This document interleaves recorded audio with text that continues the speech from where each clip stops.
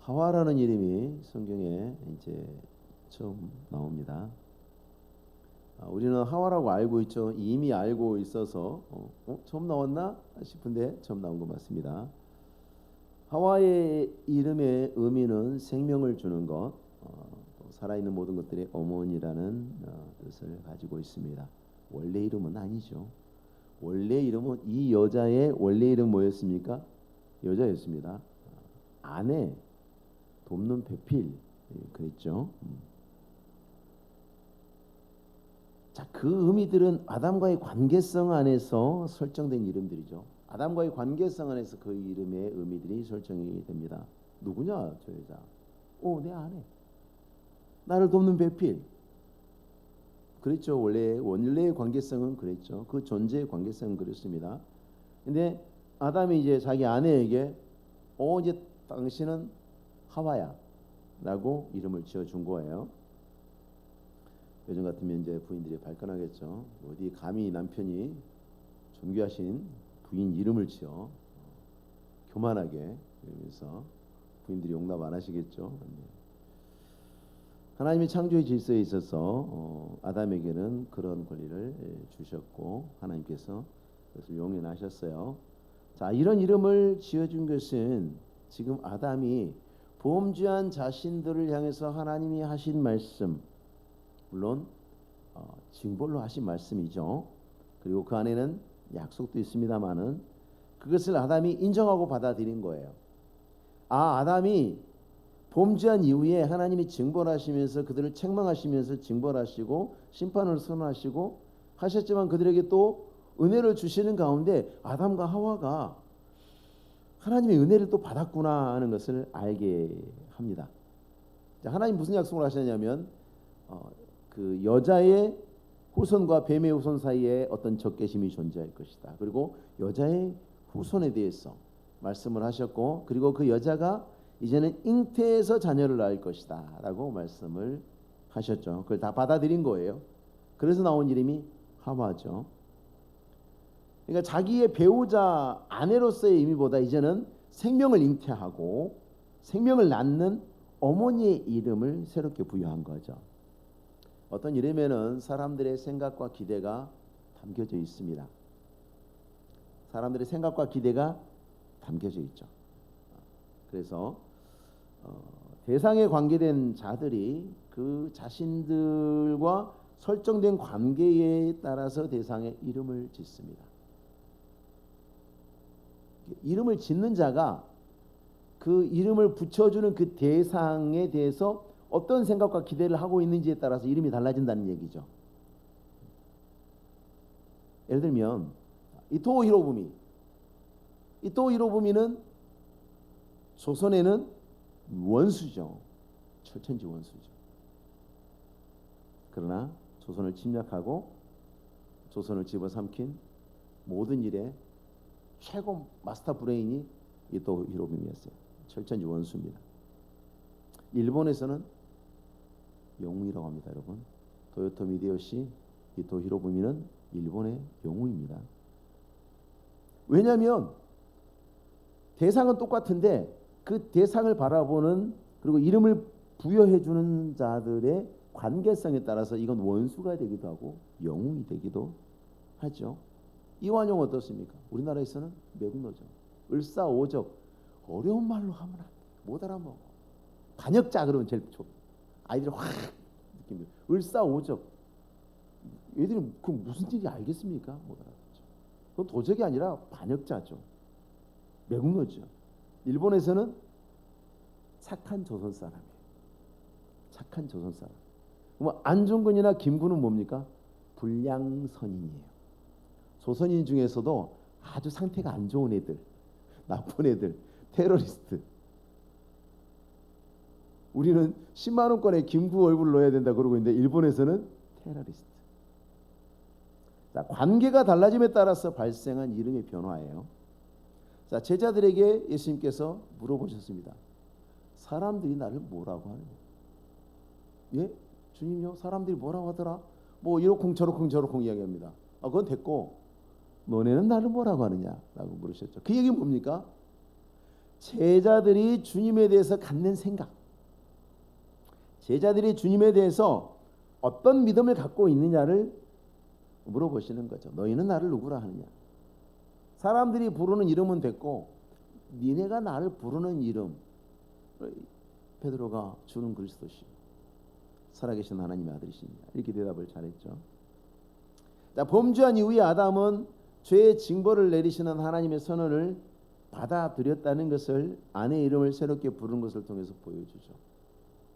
하나님이 내 아내가 아이를 낳는 사람이, 생명을 낳는 사람이 되게 하셨고, 이 생명의 후손 중에 우리를 구원할 자, 우리의 구원과 소망이 되는 자가 있고, 그게 우리의 원수 뱀과 원수가 된다. 그러니까 생각 속에 하와가 낳는 생명에 굉장히 중요한 포커스가 있다는, 그러면 당신은 굉장히 중요한 사람이군요. 당신은 하와입니다. 이제 왜? 생명을 낳는 사람입니다. 사실 이들은 한 번도 생명을 본 적이 없죠. 둘 다 하나님이 지으셨지 태어난 건 아니거든요. 한 번도 아이가 태어난 것을 본 적이 없는 사실을 우리가 생각을 해야 됩니다. 그런 가운데 그게 뭔지는 모르겠지만 좌우지간 하나님께서 하와를 통해서 낳게 될 사람들 가운데 그들 자신과 그들의 후손을 구원할 구원자가 태어날 것이다 라는 그 기대와 믿음이 하와 이름 속에 들어있어요. 뱀이 유혹해서 비록 범죄를 했습니다마는 하나님의 특별한 은혜가 지금 아담과 하와 속에 임하여 있다는 것을, 그들의 마음 속에는 구원과 회개의 열매가 있다는 것을 우리는 알고 있어야 돼요. 이후에 아담과 하와의 행실을 보면 다른 모습이 나타나죠. 그렇죠? 이후에 아주 악한 모습으로 나오지 않아요.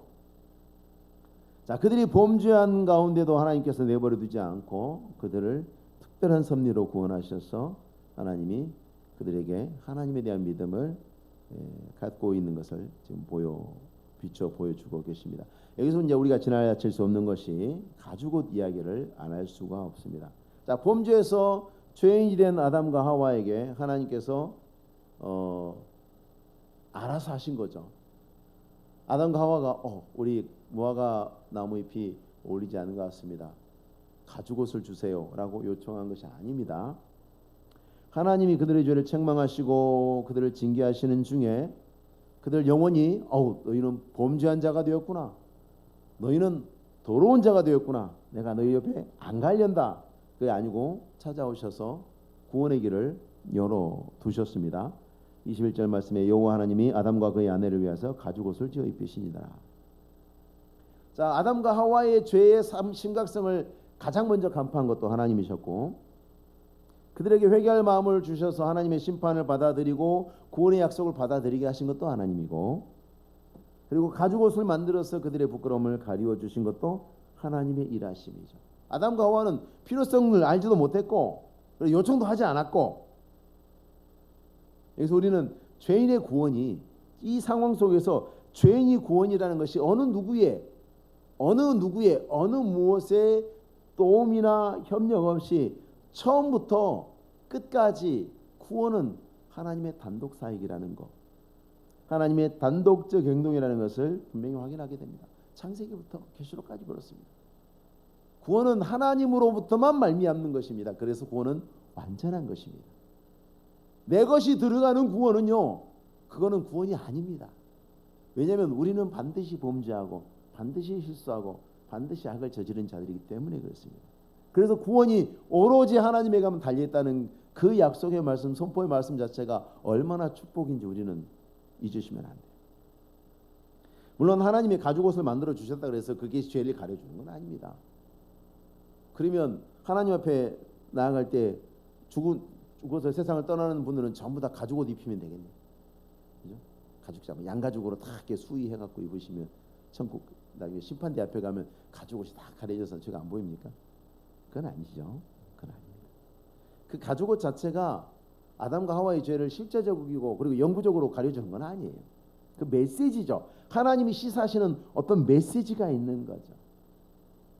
그 가죽옷을 지어서 그들에게 입히심으로 말미암아 역추적에 들어가게 되는 거예요. 아, 가죽 옷을 우리에게 만들어 주셨네. 어떤 짐승이 죽었겠구나. 하나님 우리한테 왜 가죽 옷을 입히셨지? 우리가 서로를 보고 벗었음을 느끼고 수치스러워하니까 우리의 수치를 가려 주셨구나. 근데 왜 우리는 서로 바라보면서 수치스러워하지? 그전에 안 그랬는데.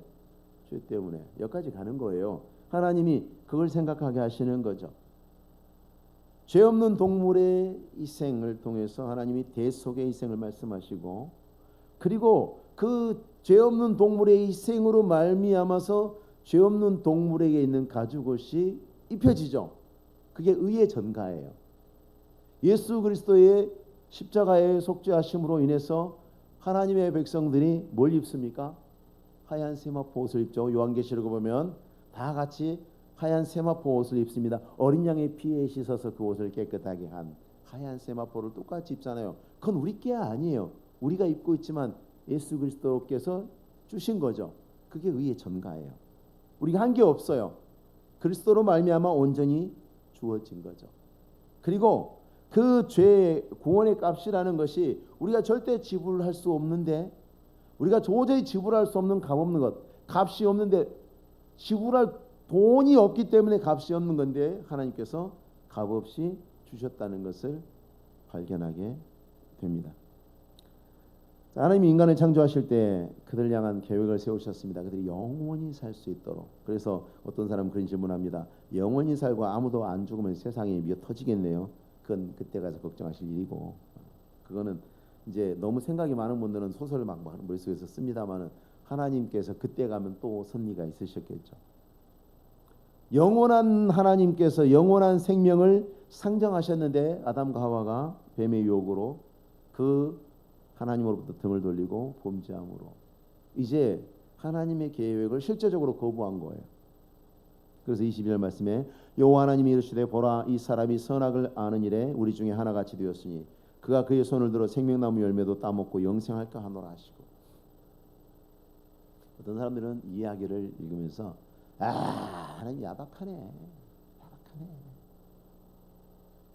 좀 그 전부터 먹던 거 좀 더 먹게 내버려 두지. 야박하게 못 먹게 쫓아냈다고. 야박한 걸까요? 정말 하나님은 그렇게 야박하신 분입니까? 째째하신 분입니까? 그렇게 읽힌다면 내가 지금 잘못 읽고 있는 거겠죠. 그럴 리가 없어요. 그러니까 항상 뭔가 하나님과 안 맞는 것처럼 보이는 그런 내용들이 있으면 내가 잘 읽어야 되는 거예요. 뭔가 내가 잘 생각해야 되고 내가 모르는 뭔가가 있는 본문이다 생각하면 거의 맞아요. 하나님의 속성에 그런 거 없어요. 하나님의 속성에 야박함, 째째함 그런 거 없습니다. 아담과 하와의 범죄가 장차 인간이 살아가는 세상이 엄청난 악의 결과들로 나타나게 될 것이었습니다. 이미 이 안에 죄가 이제 잠재되어 있는 거예요. 원죄가 있어요. 근데 하나님이 말씀하실 때 이 사람이 선악을 아는 일에 우리 중 하나같이 되었다. 하나님도 악을 안 해? 라고 생각할 수 있는데 달라요. 달라요. 아는 것에 차이가 있어요. 하나님은 직관적으로 아시는 거예요. 경험하지 않아도 그거 악의 본질과 악의 속성을 아시는 거예요. 하나님은 악은 무엇이다라고 본질과 속성을 알죠. 인간은 어떻게 합니까? 인간은 경험을 통해서 알죠. 인간은 경험을 통해서 합니다. 자라보고 놀란 것은 솥뚜껑 보고 놀란다. 그죠? 솥뚜껑을 통해서 자라의 경험을, 그 지식이 습득된 지식이 들어 있죠. 그래서 사람이 악을 아는 것과 하나님이 악을 아는 것은 달라요. 하나님은 악을 그 본질과 속성을 통찰해 보시고 아는 거고, 인간은 악을 생각하고 악을 경험하고 악을 행함으로 개인적으로 경험해서 그렇게 아는 거예요. 그게 달라요. 악이 악하다는 것을 알지만 인간은 생각하고 행동하고 경험해서 아는 거고, 하나님은 속성을 아는 거죠. 그래서 그 범죄한 인간이, 그 악한 인간이 생명나무 열매를 먹으면서 영원히 에덴 동산의 악이 계속되는 것은 하나님 허락하실 수 없죠. 그리 되는 거 하나님 허락하실 수 없죠. 그래서 하나님은 죄인이 된 것 아담 하와를 불쌍히 여기시면서 동시에 중요한 결정을 하시죠. 그래서 에덴 동산에서 추방하십니다. 그들이 죽을 거라고 선언하시고, 그리고 생명나무 열매 먹고 계속 살면 안 되니까. 왜? 영원히 악을 만들어낼 거 아니에요. 그들 안에 이제 범죄에서 악한 생각이 이제 같이 잠재되어 있는 거예요. 이게 이제 계속 나올 거란 말이죠.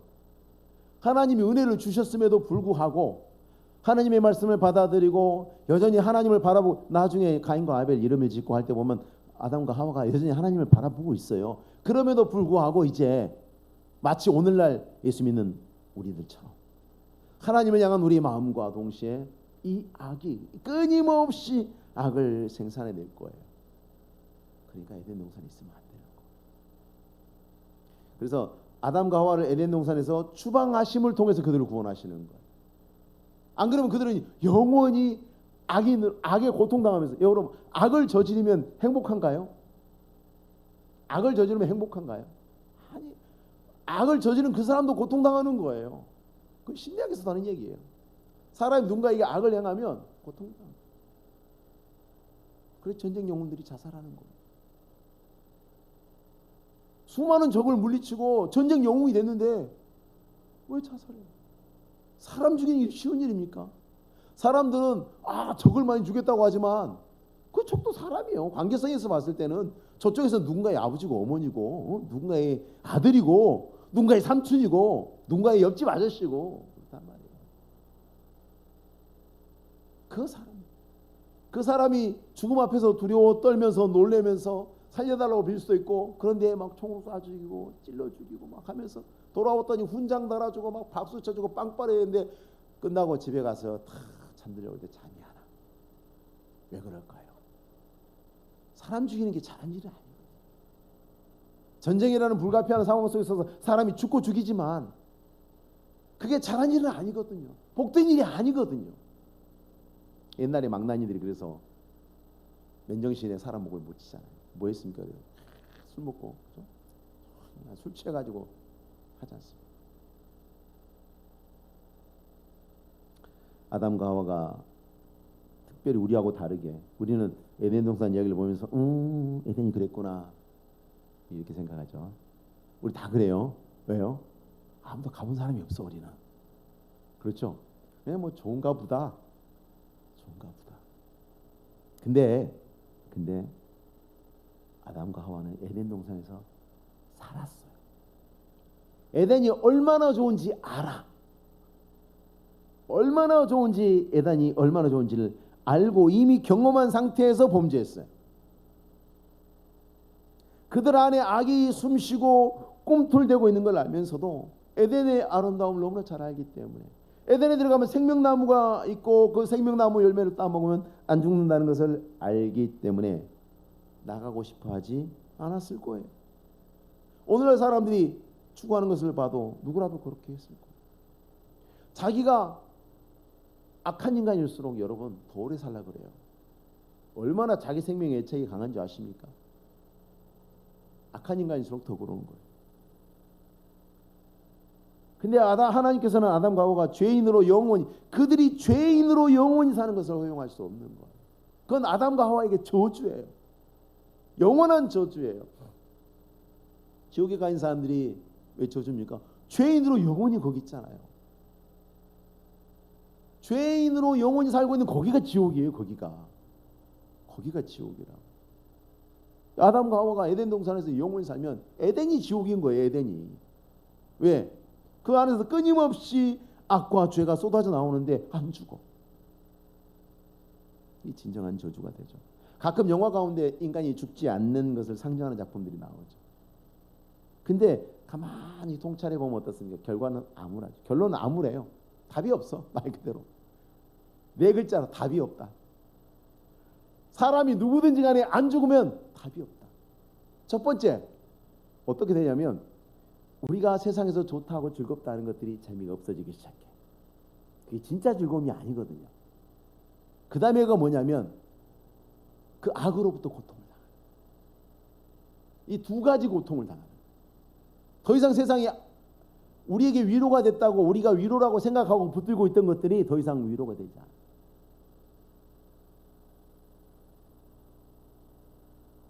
아담과 하와가 에덴에서 영원한 생명과 공락을 누리도록 하나님이 준비하신 약속은 아담과 하와에 의해서 깨졌죠. 그래서 아담과 하와는 하나님의 새로운 질서 가운데 있어야만 해요. 다른 환경에서 하나님의 약속을, 그 약속의 후손을 통해서 하나님이 구원하실 그 약속을 기다려야 했어요.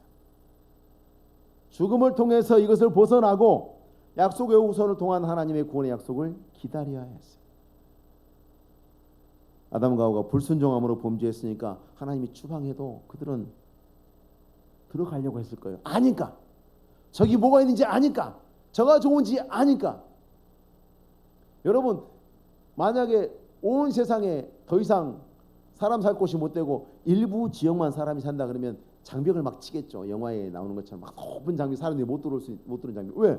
거기 좋은지 다 아는데 여기서만 너무 살기 고달픈데 그래 넘어가는 거예요. 중국 역사 보세요. 이민족들이 왜 침략했겠요? 그 사람들이 할 일 없었어요? 아니요. 거기도 흉년이 들어서 먹고 살 게 없으니까 죽게 하면 까무리 치대하고 들어오는 거예요. 그래서 이민족이 쳐들어와서 전쟁이 일어나면 중국 한족이 거의 판판이 졌어요. 깨졌어요. 형편없이. 왜? 중국이 약한 것도 있지만 이 사람들은 너무 갈급하거든. 뒤에는 처자식이 있어. 굶어 죽어 이제. 내가 죽더라도 처자식은 살려야 되겠다는 이 생각 가지고 덤비는데 이거 애만큼 싸워서 이기겠어요? 그러니까 중국 역사에 보면 이민족 침입할 때 중국이 판판이 깨져요. 간절하거든. 간절하거든. 중원 땅은 넓고 곡식은 많고 여기서 조금만 뺏어가면 우리 이번 겨울 날 수 있다. 필사적이죠. 그 필사적인 군대하고 싸우니 중국군이 맨날 질 수밖에 없어요. 안타까운 현실이지만 전쟁의 시기와 장소를 그들이 정하니까 절대적으로 불리하죠. 하나님이 들어오지 말한다고 안 들어올 것 같아요. 와, 에덴 동산에 가면 세상에 이런 것도 좋고 저런 것도 좋고 저런 것도 있고 무엇보다도 에덴 동산에 생명나무 열매 있는데 어떡하지? 아담이 만약에 이제 수명이 다 돼서 이제 오늘 내일 그러면 하와가 따로 안 갈 것 같아요. 여러분 같으면 안 갈 것 같아요. 여러분 남편이 여러분 아내가. 그런데 내가 어디 가면 죽지 않는 열매가 있는지 알면 사람 마음이 가게 돼 있어요. 그래서 하나님께서 그들이 결코 에덴에 다시 들어오지 못하도록 하신 거예요. 24절에 이같이 하나님이 그 사람을 쫓아내시고 에덴 동산 동쪽의 그룹들과 두루 도는 불칼을 두로 생명나무의 길을 지키게 하시니라. 인간은 다시는 에덴에서 구원을 발견할 수 없게 되었어요. 더 이상 에덴이 그들에게 낙원이 아닌 거예요. 왜요? 이미 그들 안에 지옥이 시작됐기 때문에. 어디를 가도 지옥이에요. 지옥은 이 안에 있어요. 우리 안에 있어요. 우리 안에 지옥이 있는 우리 안에 예수님께서 천국을 시작하신 것이죠. 그리고 이제 이 지옥이 끝나고 우리가 하나님 나라에 들어가면 지옥이 완전히 끝나고 천국이 온전해지는 거예요. 잃어버린 에덴으로 들어감으로 돌아서 다시 돌아감으로 회복할 수 있는 것이 아니었습니다. 오직 새로운 에덴은 하나님이 약속하신 그 약속한 후손 안에서만 다시 발견될 수 있어요. 그래서 그 길을 막은 거예요. 에덴의 길을. 거기 간다고 되는 문제가 아니라는 거예요. 니네 거기 쳐다보지 마. 거기 간다고 될 수 있는 게 아니야. 이제는 안 돼. 거기는 너희들에게 더 이상 에덴이 아니야. 너희가 에덴이 아니기 때문에 거기도 에덴이 아니야. 근데 거기 가면 좋을 거가 아니다. 가지 마라 하고 애초에 가지 못하도록 길을 막으신 겁니다. 그러면서 뭐라고 하셨습니까? 그 땅을 그를 내보내어 그의 근원이 된 땅을 갈게 하시니라. 왜 이 말을 써놓으셨을까요? 땅을 갑니다. 땅이 아까 저주를 받았죠. 엉겅퀴렵니다. 가실랍니다. 이것들은 맨날 나오는 거야. 보면서 무슨 생각이에요? 이것들 왜 나오지? 생각해야 되잖아요. 이 가시가 엉겅퀴가 왜 나오지? 징글징글하다. 오늘 뽑고 난 내일 또 나오고. 여러분 잡초가 그래요. 우리가 키우는 것들은 절대 그렇게 안 커요. 근데 잡초는요, 돌아서면 나와요. 비 오면 나와요. 비 많이 오는 날은, 여름날은 반나절만 해도 나와요. 잡초. 그걸 보면서 내 죄를 생각하는 거예요. 아담에게 네가 왜 에덴에 못 들어가는지 네가 땅을 가꾸면서 생각해봐라. 맨날 가시, 맨날 엉겅퀴 나오는 걸 보면서 그 땅을 갈게 하신 거예요. 그것을 통해서 하나님의 구원을 바라보고 사모하다. 내가 에덴에 걸어 들어가서 될 일이 아니고 땅이 저주받았구나. 그래서 가시 엉겅퀴가 나는구나. 땅이 왜 저주받았지? 나 때문에 저주받았지. 나는 왜 저주받았지? 내가 범죄했잖아.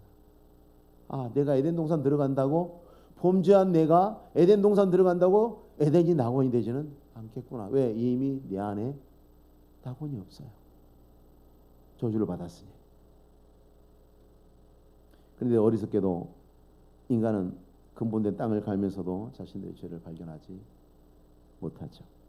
들어갈 수 없는 에덴 찾아 들어가려고 사람들이 만든 게 그 헛된 종교적 장치들입니다. 공로를 쌓습니다. 그러나 우리 믿음의 사람들은 하나님께서 낙원을 잃어버린 우리에게 참되고 영원한 구원의 길을 준비하셨죠. 그리스도 예수 안에서 누구든지 그 길을 갈 수 있게 하셨습니다. 우리 세상에 헛된, 오늘날 세상에 있는 것들을 사랑하는 사람들은 에덴을 사모하는 죄인들이에요. 에덴을 사모하는 아담과 하와가 뭐가 달라요? 에덴은 좋은 곳이 있다. 그 좋은 것이 나한테 복이 안 된다니까요. 복은요, 하나님으로부터 오는 거예요. 하나님이 주시는 거예요. 하나님이 주시는 구원 안에서 모든 것이 복된 거예요. 문제가 여기서부터 다시 해결되어야 되는 거죠. 우리에게 그 길을 열어두셨습니다. 그럼 우리가 사람들처럼 헛된 낙원을 구하지 마시고 오직 그리스도 예수 안에서 하나님이 준비하시고 그 안에서 허락하신 하나님의 은혜를 감사함으로 날마다 누리시는 성도님들이 되시기 바랍니다. 기도하겠습니다. 거룩하신 하나님 아버지, 존귀하신 여호와여, 오늘도 주의 백성들이 앞에 나와 머릿속에 경배합니다. 주여, 우리 심령 안에 그리스도 예수를 믿는 믿음을 주시고 성령으로 우리를 거듭나게 하사 하나님의 영원한 자녀되게 하심을 감사합니다. 우리 안에 선한 일을 시작하신 주께서 끝날까지 이르실 줄로 믿사오니 하나님 아버지, 우리가 이 믿음 붙잡고 날마다 이로 말미암아 복을 받고 평생의 삶 가운데 우리의 삶에 감사와 기쁨이 그치지 않는 하나님의 낙원을 이 땅에서 펼쳐나가며 우리 삶 가운데 이루어가는 은혜와 지혜와 믿음을 주옵소서. 감사를 드리며 예수님의 이름으로 기도하옵나이다. 아멘.